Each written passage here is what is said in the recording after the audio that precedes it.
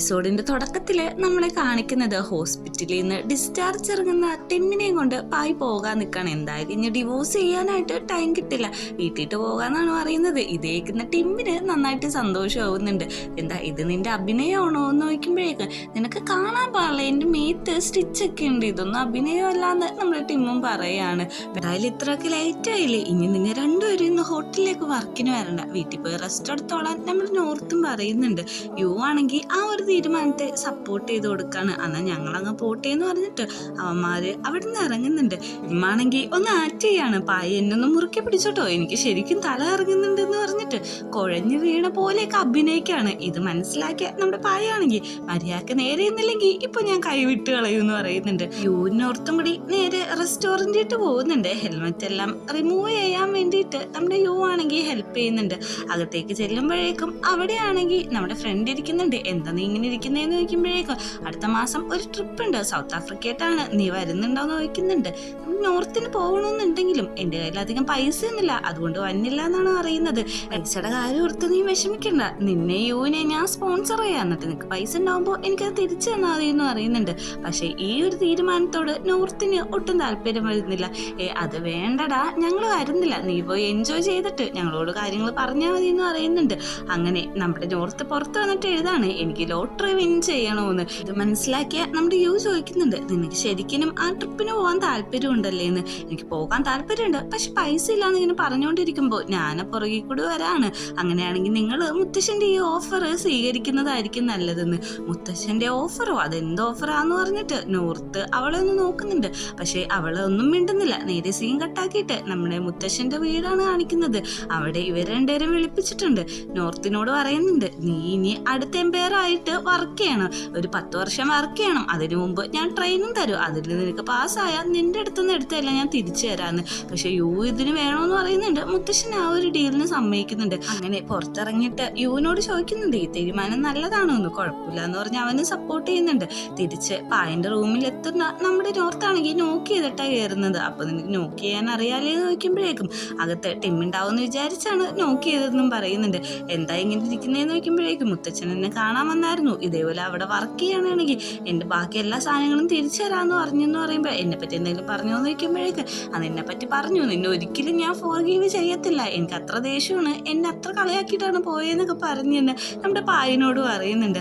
Okay ശരി, ഞാൻ പോവാണ്, നീ പോകുമ്പോൾ ലൈറ്റ് ഓഫ് ചെയ്യും, ഞാൻ കിടക്കട്ടെ എന്ന് പറയുമ്പോഴേക്കും സമയം 7 ആയിട്ടുള്ളൂ, ഇത്ര നേരത്തെ നീ എന്തിനാ പോയി കിടക്കണേന്നാണ് നമ്മൾ നോർത്ത് ചോദിക്കുന്നത്. പിറ്റേ ദിവസം രാവിലെ ആണെങ്കിൽ ബ്രേക്ക്ഫാസ്റ്റ് കഴിക്കാനായിട്ട് എല്ലാവരും അവിടെ എത്തിയിട്ടുണ്ട്. പക്ഷെ അവിടെ പായ മാത്രം എത്തിയിട്ടില്ല. ഇത് മനസ്സിലാക്കിയ ടീം ചോദിക്കുന്നുണ്ട്, പായ എന്താ എത്താത്തെന്ന്. പെട്ടെന്ന് തന്നെ അവന്റെ ബാഗ് പാക്ക് ചെയ്തിട്ട് അവിടുന്ന് വരുന്നുണ്ട്. ഇനിയും എനിക്ക് കളഞ്ഞു കുളിക്കാനായിട്ട് സമയമില്ല, ഇന്ന് തന്നെ ഡിവോഴ്സ് ചെയ്യണമെന്ന് അറിയുന്നുണ്ട്. അല്ല, നീ അങ്ങോട്ട് ഈ ബാഗൊക്കെ പാക്ക് ചെയ്തിട്ട് നോക്കുമ്പോഴേക്കും പുറത്ത് മുത്തശ്ശന്റെ അവിടെ ജോലിക്ക് പോവുകയാണ്. അവർക്ക് അവരുടെ കാര്യങ്ങളെല്ലാം തിരിച്ചു കിട്ടും. അപ്പൊ ഞാനും ഇവിടുന്ന് മൂവ് ഓൺ ആവുമെന്ന് നമ്മുടെ പായു അറിയുന്നുണ്ട്. അങ്ങനെ രജിസ്ട്രാറിന്റെ ഓഫീസിൽ ഡിവോഴ്സിന് വേണ്ടി പായ സൈൻ ചെയ്യുന്നുണ്ട്. ടിമ്മിനെ കൊണ്ട് സൈൻ ചെയ്യിപ്പിക്കാൻ നോക്കുമ്പോഴാണെങ്കിൽ അവന്റെ പേന വർക്കാവുന്നില്ലെന്നാണോ അറിയുന്നത്. ആ ഓഫീസർ മേടിച്ചിട്ട് എഴുതി നോക്കുന്നുണ്ട്. പക്ഷെ ഇപ്പൊ എനിക്ക് കുഴപ്പമൊന്നുമില്ലല്ലോ സാർ, ഒന്നും കൂടി എഴുതാൻ പറയുന്നുണ്ട്. അവൻ മനഃപൂർവ്വം കളിച്ചോണ്ടിരിക്കാണ്. നോക്ക് വർക്കാവണില്ലെന്ന് പിന്നെയും പറയുമ്പോഴേക്കും നമ്മുടെ പായ അവിടെ ഇരിക്കണം കുറച്ചധികം പേന കൊടുത്തിട്ട് എന്നാ ഇതിന് ഏതെങ്കിലും ഒരെണ്ണം എടുത്ത് എഴുതാൻ പറയുന്നുണ്ട്. അങ്ങനെ അടുത്തൊരു പേന എടുത്തിട്ട് ഇതും വർക്കാവുന്നില്ലെന്ന് പറയുമ്പോഴേക്കും നമ്മുടെ പായ ഒന്ന് സൂക്ഷിച്ചു നോക്കുന്നുണ്ട്. അതിൽ നിന്ന് കാര്യം മനസ്സിലാക്കിയ നമ്മുടെ ടിമ്മാണെങ്കിൽ അതിൽ നിന്ന് ഒരു പേന എടുത്തിട്ട് ആ ഡിവോഴ്സ് പേപ്പറിൽ സൈൻ ചെയ്യുന്നുണ്ട്. നമ്മുടെ പായ്ക്ക് ഒത്തിരി സന്തോഷമാവുന്നുണ്ട്. അധികം സന്തോഷിക്കണ്ട, നിങ്ങളുടെ ബേക്കറിയിൽ ഞാൻ ഇപ്പോഴും ജോലി ചെയ്യുന്നുണ്ടെന്ന് പറയുമ്പോഴേക്കും അതിന് നിന്നോട് ആരാ അവിടെ ജോലി ചെയ്യാൻ പറഞ്ഞത്, ഈ നിമിഷം ഞാൻ പിരിച്ചു വിട്ടിരിക്കുകയാണെന്ന് പറയുന്നുണ്ട്. നോർത്തിനോട് കാര്യം പറയുന്നുണ്ട്. നോർത്താണെങ്കിൽ ഇത് കേട്ടിട്ട് ഞെട്ടിയിരിക്കുകയാണ്. പെട്ടെന്ന് തന്നെ അവൻ അവിടെ നിന്ന് ഡിവോഴ്സ് പേപ്പർ മേടിച്ചിട്ട് ഒറ്റക്ക് തിരിച്ചിറങ്ങുന്നുണ്ട്. പോകാൻ നിൽക്കുന്ന പായന്റെ അടുത്ത് നമ്മുടെ ടിമ്മ എന്നിട്ട് ചോദിക്കുന്നുണ്ട്, നിനക്ക് ലിഫ്റ്റ് എന്തെങ്കിലും വേണമെന്ന്. എനിക്ക് നിന്റെ ലിഫ്റ്റിന്റെ ആവശ്യമൊന്നുമില്ല, നീ എങ്ങോട്ടാ പോണേന്ന് ചോദിക്കുമ്പോഴേക്കും ഞാൻ ഇങ്ങോട്ടാ പോണേന്ന് നീ അറിയേണ്ട ആവശ്യമില്ല, പക്ഷെ ഞാൻ ഡേറ്റിങ്ങിന് പോവാന്ന് പറയുന്നുണ്ട്. ഡേറ്റിങ്ങിന് വന്ന് ചോദിക്കുന്നുണ്ട്. അപ്പൊ തന്നെ ഒരാൾ അങ്ങോട്ട് വരുന്നുണ്ട്. അവൻ ആ കാറിൽ കയറി പോവാണ്. ഇത് കാണുന്ന നമ്മുടെ ടിമ്മു അറിയുന്നുണ്ട്, ഇവൻ ഫ്രോഡാണ്, കോൺ ആർട്ടിസ്റ്റ് ആണ്. അത് മാത്രമല്ല ഇവന്റെ ഒപ്പം വിടുന്നത് അത്ര നല്ല കാര്യമല്ല എന്ന് പറയുമ്പോഴേക്ക് അവനെ തടയാനായിട്ട് പറ്റില്ല, അതുകൊണ്ട് അവൻ പോയിട്ട് വരട്ടെ എന്നാണ് നോർത്ത് പറയുന്നത്. എന്നാൽ നിങ്ങൾ വാ, നമുക്ക് ഹെൽപ്പ് ചെയ്യാം അവനെന്ന് പറയുമ്പോഴേക്കും ഞങ്ങൾക്ക് ജോലിക്ക് പോകാൻ സമയമായിട്ടുണ്ട്, എന്തായാലും പോയേ പറ്റുള്ളൂ എന്ന് പറഞ്ഞിട്ട് അവന്മാരും അവിടുന്ന് പോകുന്നുണ്ട്. ചെക്കൻ്റെ ഒപ്പം നമ്മുടെ പായി ആണെങ്കിൽ ഡേറ്റിങ്ങിന് പോയേക്കല്ലോ. ഇത് ഫോളോ ചെയ്തിട്ട് ടിമ്മും അവരെ പുറകെ തന്നെ നടക്കുന്നുണ്ട്. അവരാണെങ്കിൽ എന്ത് ഫുഡ് കഴിക്കും എന്നൊക്കെ പറഞ്ഞ് ഡിസ്കസ് ചെയ്ത് ഇരിക്കാണ്. ഇത് കേൾക്കാൻ വേണ്ടിയിട്ട് നമ്മുടെ ടിമ്മും അടുത്ത് തന്നെയുണ്ട്. ഇവരടുത്ത് നിന്ന് ക്ലോസ് ആയിട്ട് വാച്ച് ചെയ്തുകൊണ്ടിരിക്കുമ്പോഴാണ് അവന്റെ കാര്യം എത്തിയിട്ട് അവിടെയുള്ള ഒരു സാധനം മറിഞ്ഞു വീഴുന്നത്.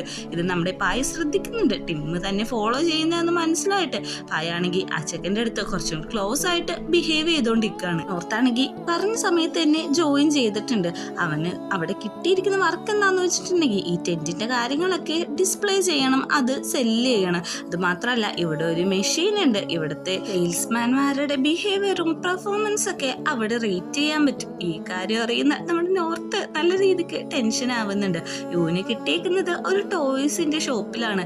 അവിടെ ഒരു കുട്ടിക്ക് അവനുള്ള അമ്മ ടോയ്സ് മേടിച്ചു കൊടുക്കുന്നില്ലെന്ന് പറഞ്ഞ് അവിടെ സെയിൽസ് ചെയ്യുന്ന ആളുടെ ബിഹേവിയറിന്റെ അവിടെ റെഡ് കൊടുത്തോണ്ടിരിക്കാണ്. അതിന്റെ അമ്മ അവന് വിളിച്ചുകൊണ്ടും പോകുന്നുണ്ട്. അങ്ങനെ രാത്രി ആവുമ്പോഴേക്കും നമ്മുടെ പായ്ക്ക് ഉറങ്ങാൻ പറ്റുന്നില്ല. പല്ലീനെ ഓടിക്കാൻ വേണ്ടിയിട്ട് അവൻ കുറച്ച് റൂം സ്പ്രേസും കാര്യങ്ങളൊക്കെ അവിടെ അടിക്കുന്നുണ്ട്. അപ്പോഴാണ് കോളിംഗ് ബെല്ല് കേൾക്കുന്നത്. പോയി തുറന്നു നോക്കുമ്പോഴേക്കും നമ്മുടെ യൂയും നോർത്തും തന്നെയായിരിക്കും. അവർ ഭയങ്കര ടയേർഡായിട്ടാണ് വന്ന് കയറുന്നത്. എന്തിങ്ങോട്ട് വന്നേന്ന് നോക്കുമ്പോഴേക്കും അല്ല, ഞങ്ങളുടെ ട്രെയിനിങ് നല്ല രീതിക്ക് കംപ്ലീറ്റ് ആയിട്ടില്ല, അത് മാത്രമല്ല നീ ഇങ്ങോട്ടാ പോകുന്നതെന്ന് എന്നോട് മാത്രം പറഞ്ഞത് നന്നായെന്ന് പറയുന്നുണ്ട്. നിന്റെ ഡേറ്റിങ് എങ്ങനെയുണ്ടായിരുന്നു എന്ന് നോർത്ത് വയ്ക്കുമ്പോഴേക്കും എനിക്ക് വല്ല ഫീലൊന്നും കിട്ടിയില്ല. വന്നവരെല്ലാവരും ഒന്നിനൊന്ന് മെച്ചമായിരുന്നു. ആരും എനിക്ക് ഇഷ്ടപ്പെട്ടില്ല എന്ന് പറയുന്നുണ്ട്.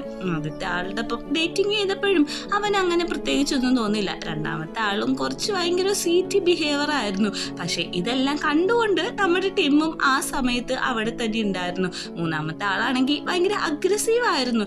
വെറുതെ അവിടെ കിടന്ന് വഴക്കൊക്കെ ഉണ്ടാക്കുന്നുണ്ടായിരുന്നു. ഞാൻ ഓടിയാണ് അവിടെ നിന്ന് രക്ഷപ്പെട്ടത്. എന്തുകൊണ്ടോ എനിക്ക് ടിമ്മിനെ പോലത്തെ ഒരു പാർട്ട്ണറിനെ കിട്ടുന്നില്ല.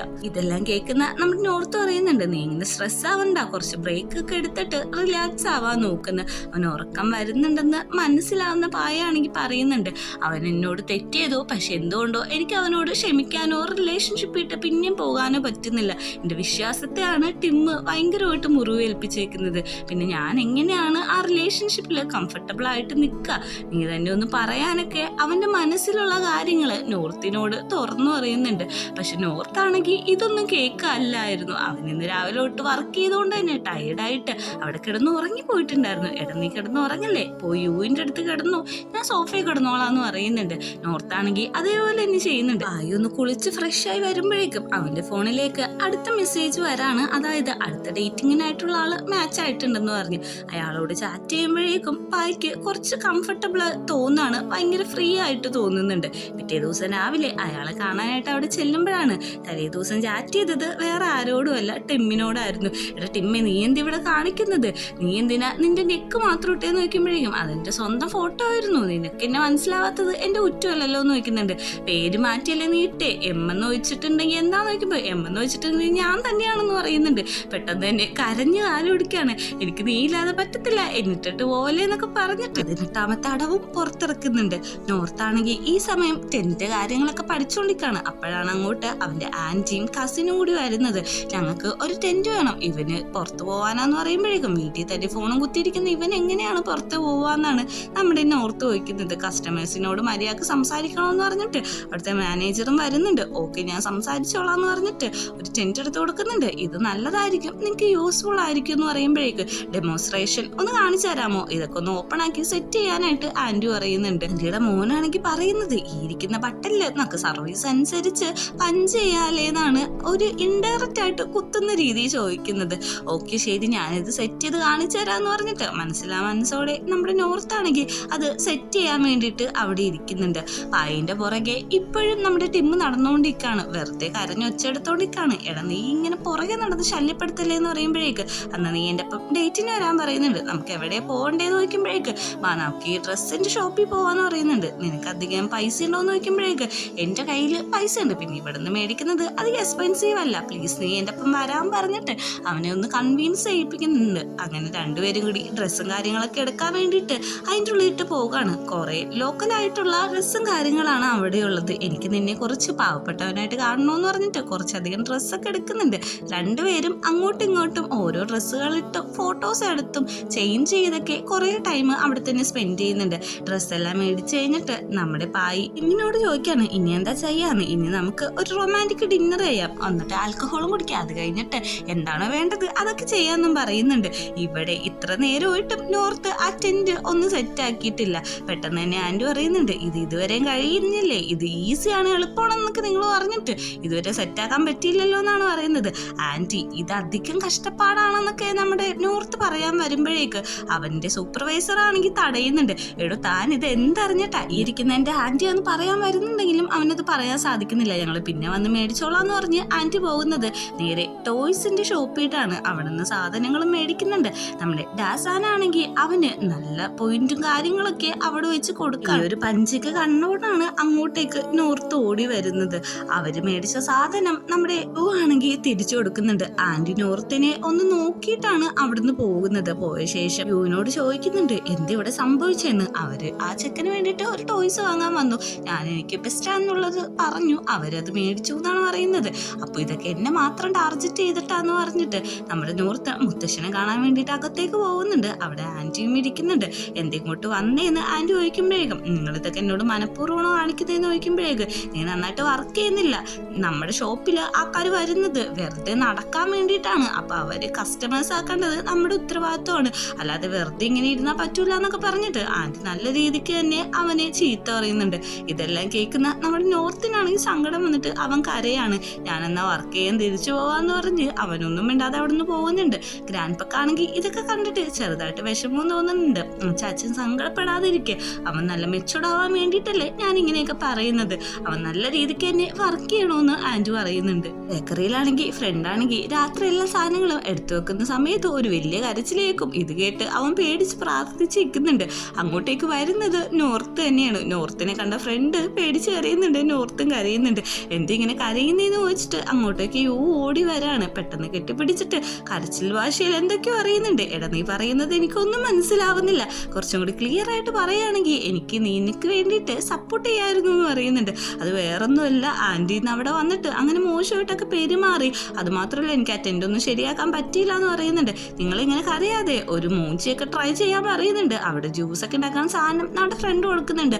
അവന്മാരിങ്ങനെ ജ്യൂസൊക്കെ ഉണ്ടാക്കിയിട്ട് കുടിക്കുന്നുണ്ട്. പിറ്റേ ദിവസം രാവിലെ നമ്മുടെ നോർത്തിന് വേണ്ടിയിട്ട് യു ആണെങ്കിൽ ഒരു ടെന്റ് മേടിച്ചുകൊണ്ട് വന്നേക്കാണ്. ഇതെന്തിനാ മേടിച്ചതെന്ന് ചോദിക്കുമ്പോഴേക്കും പ്രാക്ടീസ് ചെയ്ത് പഠിക്കുക, അതാകുമ്പോൾ നിനക്ക് കസ്റ്റമേഴ്സ് വരുമ്പോഴേക്കും പെട്ടെന്ന് തന്നെ സെറ്റ് ചെയ്ത് കൊടുക്കാമല്ലോ എന്നാണ് നമ്മുടെ യു പറയുന്നത്. ഇത് കാണുന്ന നമ്മുടെ നോർത്ത് യുവിനൊരു കിസ് കൊടുക്കുന്നുണ്ട്. ടാങ്ക്സ് സെറ്റോന്ന്. ഇതാണെങ്കിൽ അവിടെ നിന്നിട്ട് തന്നെ ബ്ലഷ് ആവുന്നുണ്ട്. വാ നമുക്ക് ഇത് സെറ്റ് ചെയ്ത് പഠിക്കാന്ന് പറഞ്ഞിട്ട് രണ്ടുപേരും കൂടി അതെങ്ങനെയാണ് ഫിക്സ് ചെയ്യേണ്ടതെന്നൊക്കെ പഠിക്കുന്നുണ്ട്. ഇതെല്ലാം ഞാൻ വീഡിയോ എടുത്തോണ്ടിരിക്കുക, ഗ്രാൻഡ് പെയിൻ ഇത് കാണിക്കുക, അവരെന്തോ ഒരു എഫേർട്ട് ഇട്ടിട്ടാണ് ഇതൊക്കെ ചെയ്യുന്നതെന്ന് പറഞ്ഞുകൊണ്ടിരിക്കുകയാണ്. അങ്ങനെ അവര് ടെന്റൊക്കെ സെറ്റ് ആക്കുന്നുണ്ട്. നീ ഗുഡ് ജോബാണ് ചെയ്തത്, വാ നമുക്ക് ഇതിൽ ഇരുന്നിട്ട് നോക്കാന്ന് പറഞ്ഞിട്ട് രണ്ടുപേരും ടെന്റിന്റെ ഉള്ളിൽ സ്പെൻഡ് ചെയ്തൊക്കെ നോക്കുന്നുണ്ട്. അതെങ്ങനെയുണ്ട് എന്നൊക്കെയാണ് അവര് ചെക്ക് ചെയ്തുകൊണ്ടിരിക്കുന്നത്. അങ്ങനെ രാത്രി ആവുമ്പോഴേക്കും നമ്മുടെ പായും ടിമ്മും കൂടി ഒരു സ്ഥലത്തിരുന്ന് ആൽക്കഹോൾ എല്ലാം ടിമ്മ് മിക്സ് ചെയ്ത് കൊടുക്കുന്നുണ്ട്. കുടിച്ചോളാൻ പറയുന്നുണ്ട്. നല്ല ടേസ്റ്റ് ഉണ്ട്, പക്ഷെ എനിക്കിത് വേണ്ടെന്നാണ് പറഞ്ഞ് തിരിച്ചു കൊടുക്കുന്നത്. എന്തെങ്കിലും പറ്റിയത് ആൽക്കഹോളിന്റെ പേരിലാണെന്ന് നീ പറയൂ, അതിന് വേണ്ടിയിട്ടല്ലേ എന്ന് ചോദിക്കുന്നുണ്ട്. അല്ല നമ്മൾ എന്തിനാ ഇവിടെ വന്നേന്ന് ചോദിക്കുമ്പോഴേക്കും നമ്മുടെ പായിന് ഒരു ഊഞ്ഞാലി കൊണ്ട് എടുത്തുന്നുണ്ട്. ഇത് നല്ല സ്പേസ് അല്ലേ, പൊക്കത്തേക്ക് നോക്കിക്കേ, നല്ല ഭംഗിയില് കാണാന്നൊക്കെ പറയുന്നുണ്ട്. അവനും അതങ്ങനെ ആസ്വദിച്ച് നിൽക്കുന്നുണ്ട്. നോർത്താണെങ്കിൽ തിരിച്ച് വീട്ടിട്ട് വരുമ്പോഴാണ് അവിടെ യു ഇരുന്ന് ടെന്റിന്റെ മുമ്പിൽ എന്തൊക്കെയോ ചെയ്യുന്നുണ്ട്. എന്തിവിടെ ചെയ്യുന്നേന്ന് ചോദിക്കുന്നുണ്ട്. മിണ്ടല്ലേ, മിണ്ടാതെ ഇങ്ങോട്ടേക്ക് കയറി വരാൻ പറയുന്നുണ്ട്. അവനും മിണ്ടാതെ അകത്ത് നിന്ന് ഇരിക്കുന്നുണ്ട്. ദേ മിണ്ടാതെ അങ്ങോട്ട് നോക്ക്, അവിടെ എന്തോ ഒരു ആനിമൽസാ നിൽക്കുന്നേന്ന് പറഞ്ഞിട്ട് കയ്യിലാണെങ്കിൽ ബൈനോക്കുലേഴ്സും കാര്യങ്ങളൊക്കെ എടുത്തു കൊടുക്കുന്നുണ്ട്. ദേ നോക്ക്, അവിടെ കുറെ ടൈഗർ നിൽക്കുന്നുണ്ട് എന്നൊക്കെ നമ്മുടെ യു ആണെങ്കിൽ ഭയങ്കരമായിട്ട് ആക്ട് ചെയ്തോണ്ടിരിക്കുകയാണ്. ടൈഗർ ഇങ്ങോട്ട് വരുന്നുണ്ട് എന്ന് പറഞ്ഞിട്ട് എനിക്ക് പേടിയാവുന്നു എന്ന് പറഞ്ഞ് നമ്മുടെ നോർത്തിന്റെ അടുത്തേക്ക് ചേർന്നിരിക്കുകയാണ്. അവർക്ക് ടൂർ പോകാൻ പറ്റില്ലല്ലോ, അതുകൊണ്ടാണ് ഇങ്ങനെയൊക്കെ ചെയ്യുന്നത്. അങ്ങനെ നമ്മുടെ പായും ടിമ്മും ആണെങ്കിൽ നേരെ വരുന്നത് അവർ ആദ്യമായിട്ട് കണ്ടുമുട്ടിയ സ്പോട്ടിലാണ്. ഇവിടെ വെച്ച് നമ്മൾ കണ്ടുമുട്ടിയത് ഓർമ്മയുണ്ടോ എന്നൊക്കെ നമ്മുടെ പായ ചോദിക്കുന്നുണ്ട്. എന്തുകൊണ്ടോ എനിക്ക് ബാക്കിയുള്ളവരോട് ഡേറ്റ് ചെയ്തിട്ട് നിന്റെ അടുത്തുനിന്ന് കിട്ടുന്ന ഒരു സെക്യൂർ ഇതുവരെയും കിട്ടുന്നില്ല, നീ എന്തിനാണ് എന്നോട് ഇത്ര കള്ളമൊക്കെ പറഞ്ഞെന്ന് പറഞ്ഞിട്ട് നമ്മൾ ടിമ്മിനെ പിടിച്ച് അങ്ങ് കിസ് ചെയ്യണം. കാരണം അവന് ഫീലിങ്സ് അടക്കാൻ പറ്റുന്നില്ല. ഇവര് തമ്മിലുള്ള ആ ബോണ്ട് നിലനിർത്താൻ അവൻ എഫേർട്ട് എടുക്കുന്നുണ്ടെന്ന് പറയാതെ പറയുന്നുണ്ട്. പെട്ടെന്ന് തന്നെ സെക്യൂരിറ്റി വെച്ചെടുക്കുന്നതുകൊണ്ട് തന്നെ അവിടെ നിന്ന് ഓടുന്നുണ്ട്. ഈ ഒരു സീനും കൂടി കാണിച്ചിട്ടാണ് എപ്പിസോഡ് അവസാനിക്കുന്നത്.